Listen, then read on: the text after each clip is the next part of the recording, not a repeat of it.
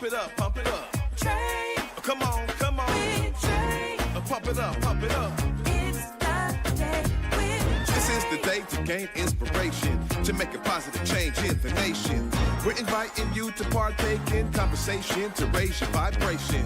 It's the day that we will all celebrate all of our peeps that make this thing elevate.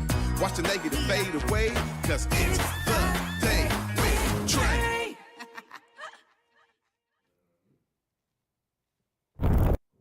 Grand Rising, everyone. Welcome to the Day with Trae. I'm your host, Trae Holiday, and y'all know I'm so elated to be back with you all on this magnificent Monday. Of course, it's also a Black Star Power Monday because we got Kenneth Kellogg in the building from Das Rheingold, coming to you from Seattle Opera. This is an amazing show, but I'm excited that he is here. I get to talk to him all about his work in opera, how he got started, and some of the roles he's played that I've been able to see him in, y'all. So I'm a real fangirl over here, excited that he is in the building with me. But of course, y'all know it is the top of the show. So it's a great time for you to participate with us.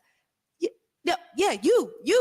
Go ahead. Tag and share this stream with folks who you feel could benefit from a daily dose of dopeness right here on the Day with Trae.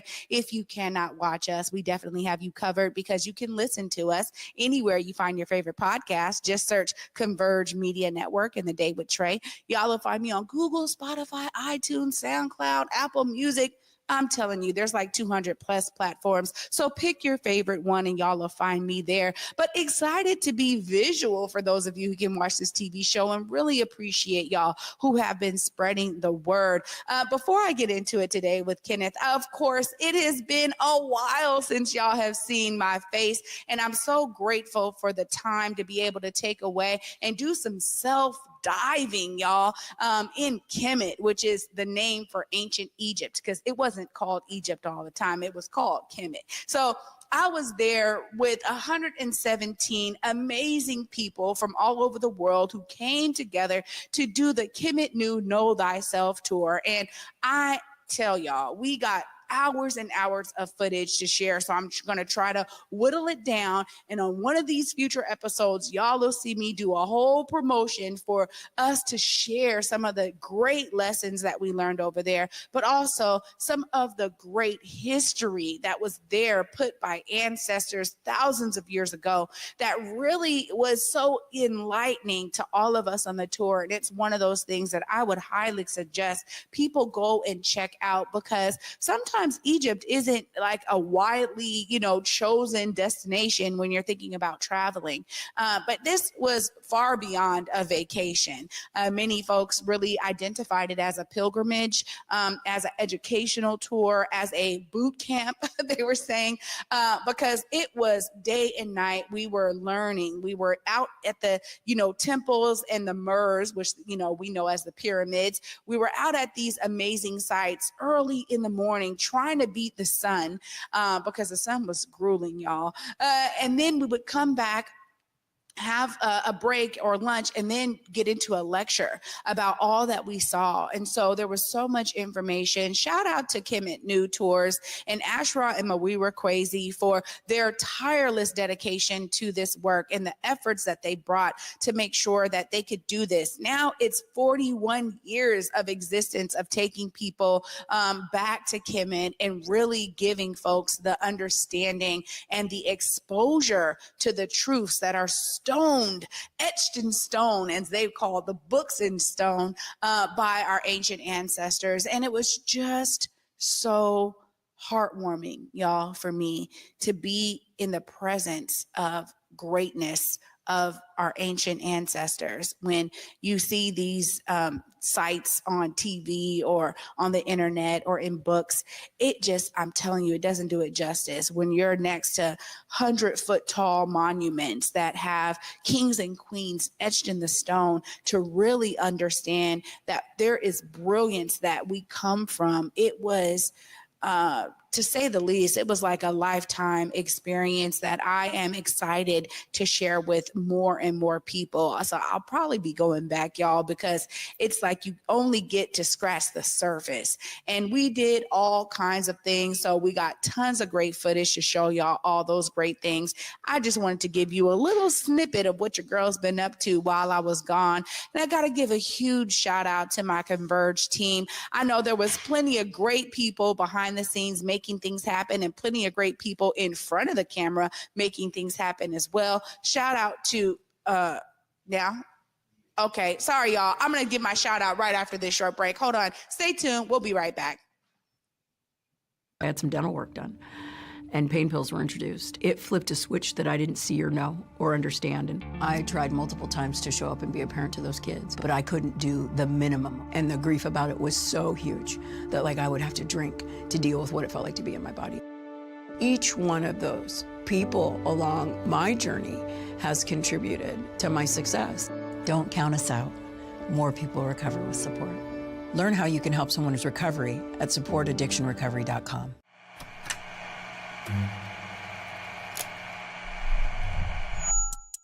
Hello, welcome to Elite Insights with Carlos Imani. We're looking to offer an in-depth look at event production industry through the lens of client experiences and joint successes.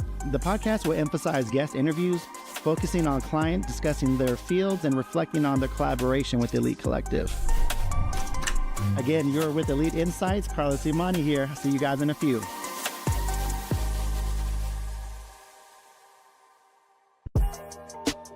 The Better Vision Outreach and UBC presents the second annual Wellness and Resource Fair event, May 10th, 2025, 12 p.m. to 4:30 p.m. at the Delridge Community Center, located at 4501 Delridge Way, Southwest Seattle, Washington, 98106. With free haircuts and facials for males and females of all ages. There will be job opportunities, housing info, mental health information, and more.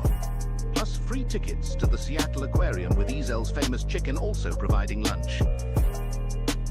Here on Back to Besa, it's always been important to me that we uplift stories from across the region, and that no matter where you live in the nation, you never have to miss a moment of the show as we continue to highlight the beauty, excellence, and resilience of our communities across the Pacific Northwest. Why? Because representation matters. So no matter where you live, be it the Central District or Centralia, Portland or Pullman, or anywhere across the country, I encourage you to join me on this Back to Besa journey by downloading the free Fox Local app on your phone or smart TV as we continue to elevate the very best in our communities.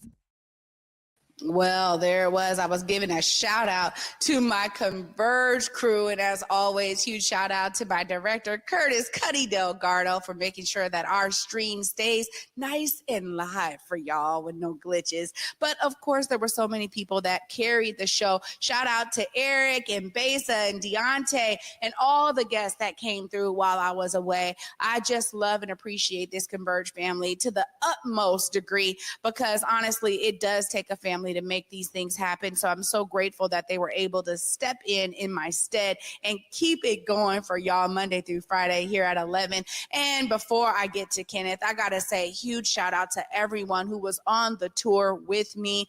Those of you who have made this pilgrimage, you understand that it is a life-changing experience, but it was so great to be with so many phenomenal folks who we got to connect with over the time, really bonding as friends and family and having each other's backs and sharing stories and experiences. I'm telling y'all, if you can make your way to Kemet, I'm going to tell you, it is life-changing.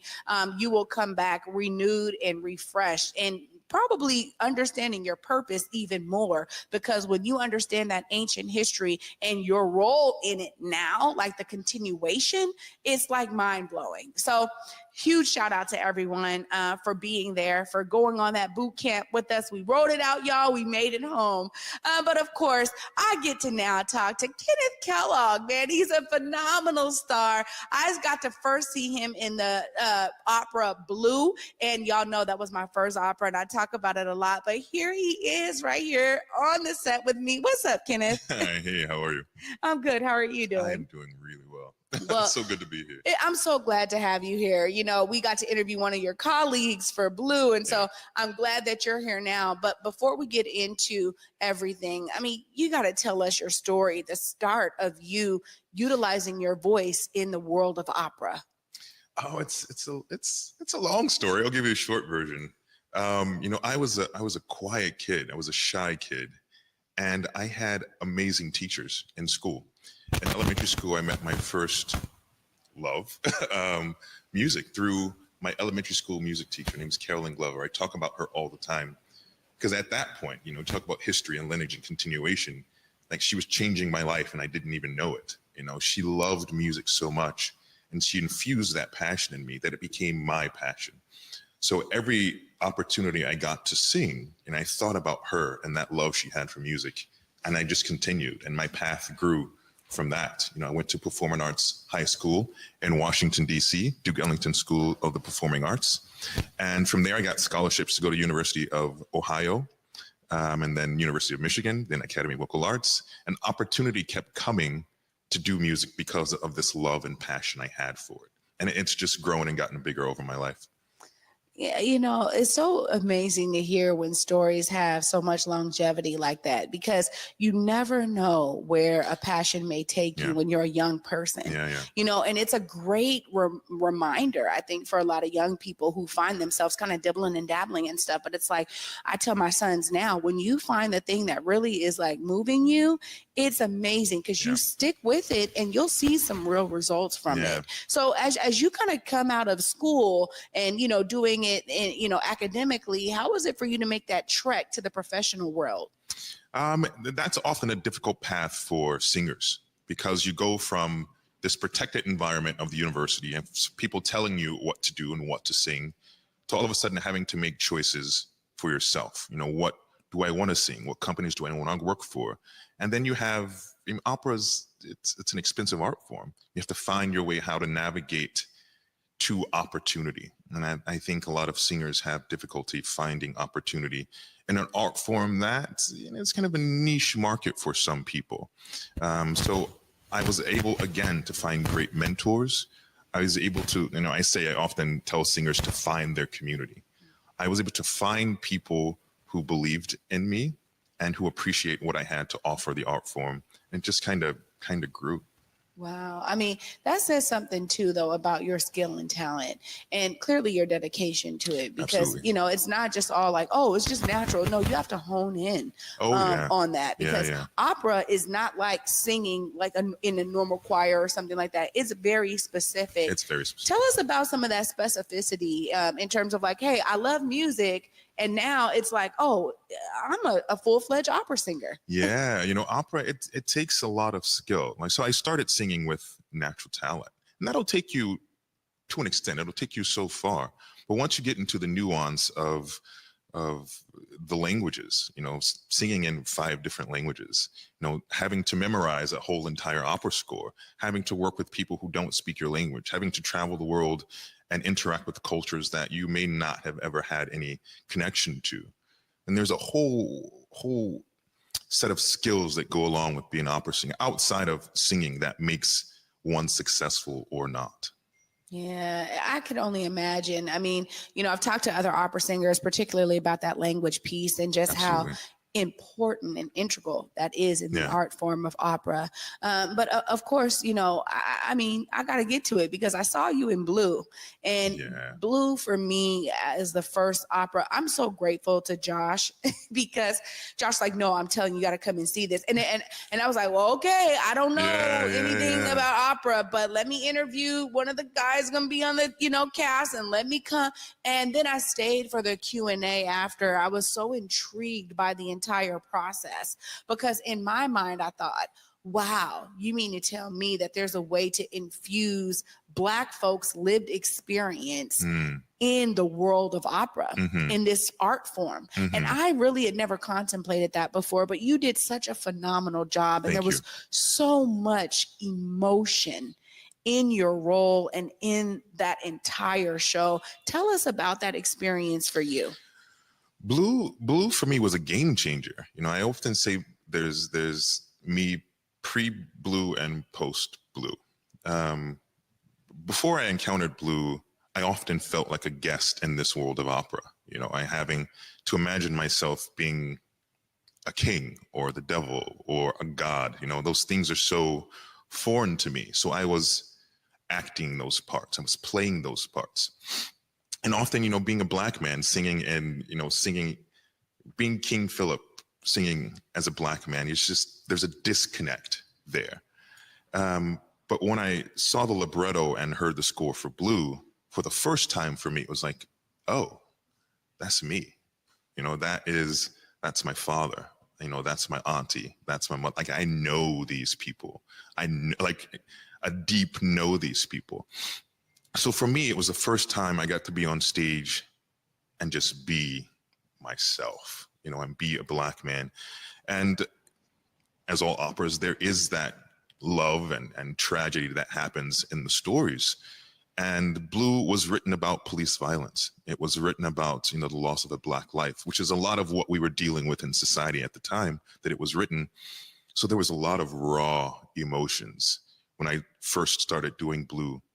And I went in, I think it was the first time I could go into rehearsal and just be angry. I was angry in those first rehearsals, but it was so cathartic to sing that score that we literally sat on the floor as a cast and cried sometimes because it was so much of a release. And as an artist, do art because it touches something in you. Blue for me was the first time I could find myself in opera. It changed me. It changed how I perform. It changed how I approach every other opera after that.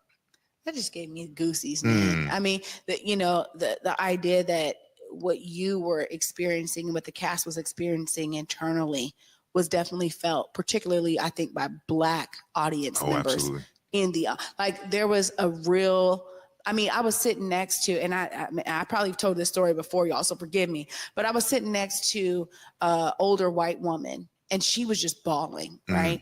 And I was like, I can't really bawl because this is like so real for me. Plus, with my activism hat on, I'm out here in the community. I'm leading protests, thousands of people behind me. I am experiencing a part of my life here.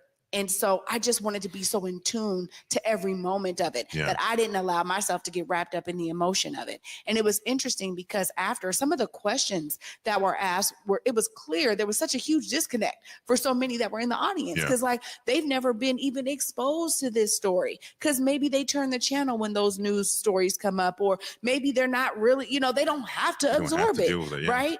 And whereas for me, I'm like, I don't have a choice. I got 2 sons. You know what I mean? Who are going to be Black men in this world. I don't have a choice. And so that part for me was so visceral and was so real. And I just have to thank you for it because y'all put everything on that stage. You gave it all. And it was something that was completely felt. I took my best friend with me.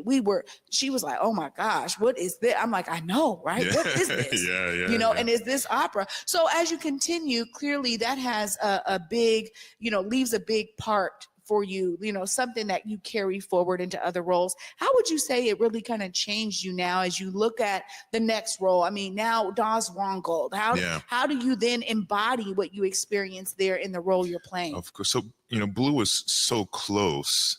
The first couple of roles I did after Blue that, were just foreign to me, like in other operas, it felt empty, like it felt fake, So now I look for my way in through my Black lens, if that makes any sense. There's a cultural understanding of situation. And you realize every opera deals with the humanity of a person, or the humanity of a people. And before Blue, I never attached my own humanity to characters. I always thought, what would it be like to be in this time frame? Not necessarily thinking about what it would be like to be Kenneth in this time frame, what it would be like to have my life experience in this time frame. I thought, okay, a man in this time frame would do this, and I would put on that character. I would act. So now when I look at characters, I think of, what would Kenneth's life with his life experience be like in this time frame? So doing Das Rheingold, I've taken to social media, my social media, and I try to explain characters with a modern sentiment. So I always think about, what would Fafner listen to? What would his playlist be? And Fafner is he's the Malcolm X of Das Rheingold. You know, he is that character who, like I wrote on Facebook, it's like Fafner's not for the shits. Like he wants what he wants. He did his job. Give him his money. Like he doesn't want to hear anything else. So when thinking about that playlist and thinking about modern characters that I could attach to, so in Das Rheingold, there are two brothers. One is a lover and one is like Tupac, you know? So I was thinking about, you know, Outkast, and I was thinking about Andre and Big Boy. And they are a perfect analogy to Fafner and Fazol and Rheingold. And so this playlist, you know, I had, you know, Big Spitter, Give Me My, like Rihanna, of course. And then, you know, Lil Wayne's Duffel Bag Boy, that is Fafner. So going from Blue, like I attach, you know, how my life experience would live through these characters, you know, and I find the experience much more richer. And my community, you know, people I talk to about opera in that way, they understand it so much better. Wow. That's really deep. I've actually never heard anyone share that that's how you can get into character, but I am with it. Yeah, absolutely. I mean, I'm completely with it because it makes so much sense to me and makes it more real, obviously, for you, right? But for me, again, I can't wait to see this. You know, I'll be there on the 20th and I get to see it in action because I'm like, as you're explaining that, I know I'm going to feel that as an audience member. And that for me is one of the things that I have really began to understand and identify with my love for opera. And I've talked to Josh about this, but the idea that the stories take on so many different life forms and the music is the guiding light, but then there's so much more in terms of the costumes and the set. Oh, and, absolutely. you know, how is that for Das Rheingold? I mean, are we getting into some stuff? Y'all got the costumes are absolutely beautiful. The makeup is like it's beautiful. It's one of those beautiful productions I've ever been a part of. Wow. The director and the designer are very creative in their producing this piece. Yeah, I mean it's kind of set in the future with this very earthy feel to it. You know, it keeps you connected to the humanity of these characters. And I always say, I think that's the beauty of opera. You know, the goal of an artist is to express something through whatever medium it is. When you're telling your story about Kemet earlier and seeing the stone books, you know, it hit me very recently that, you know, artists are the vehicle for culture. They're the vehicle for history. You know, there's a lot of things that, you know, those people, you know, from Kemet don't exist anymore. They can't tell their stories, but the art that they left behind, so much can be gleaned from that. So to be an artist and to tell our story and leave that history for people, it's empowering to me as an artist. I love being a part of the art community for that reason.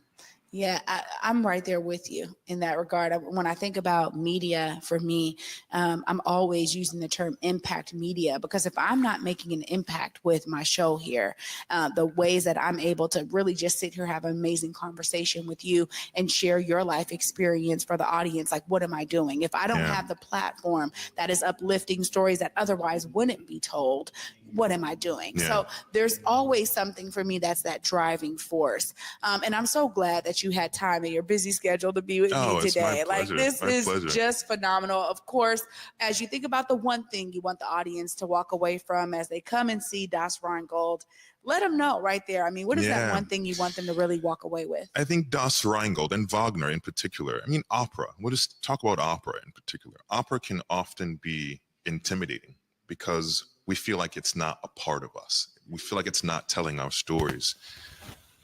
But every story is told in opera. Opera is about the humanity of people. And being part of that human experience, your story can be found in opera. Wow.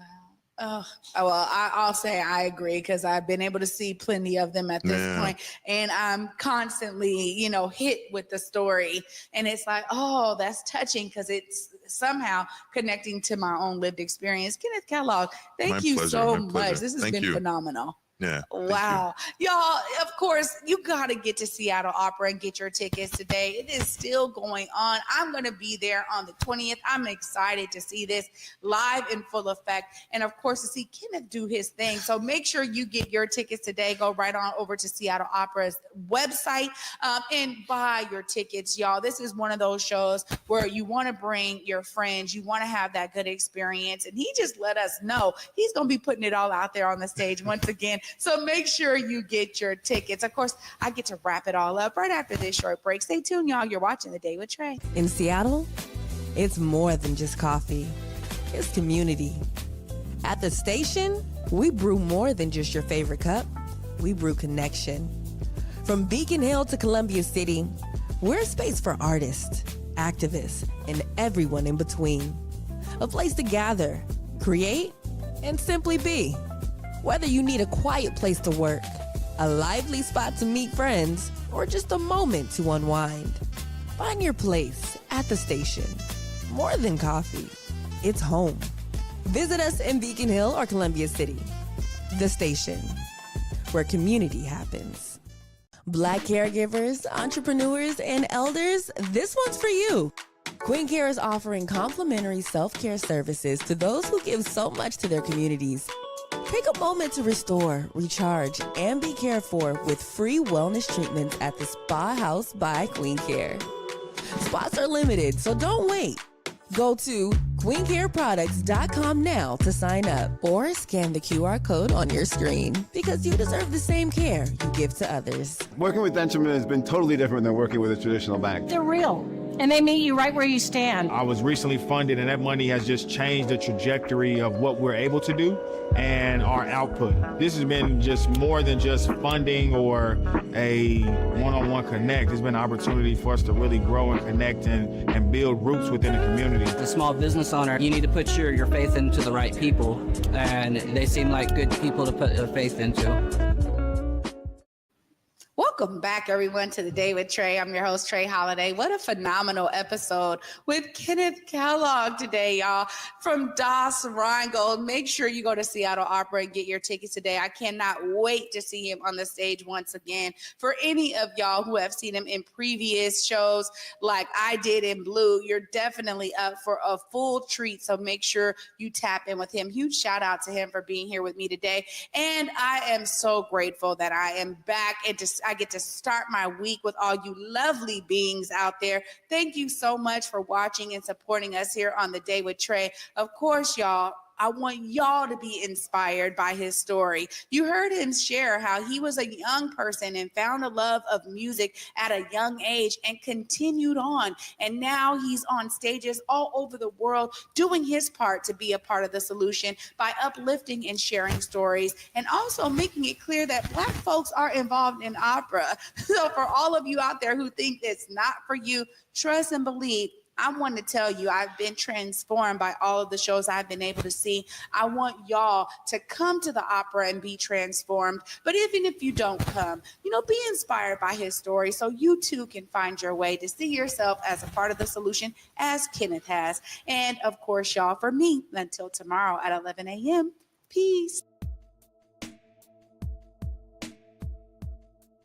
Converge Media produces culturally relevant content for Black and urban audiences.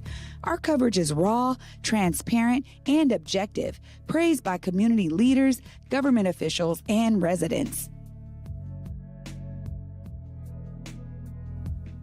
Support Converge Media today via Venmo, Cash App, or PayPal at Converge Media.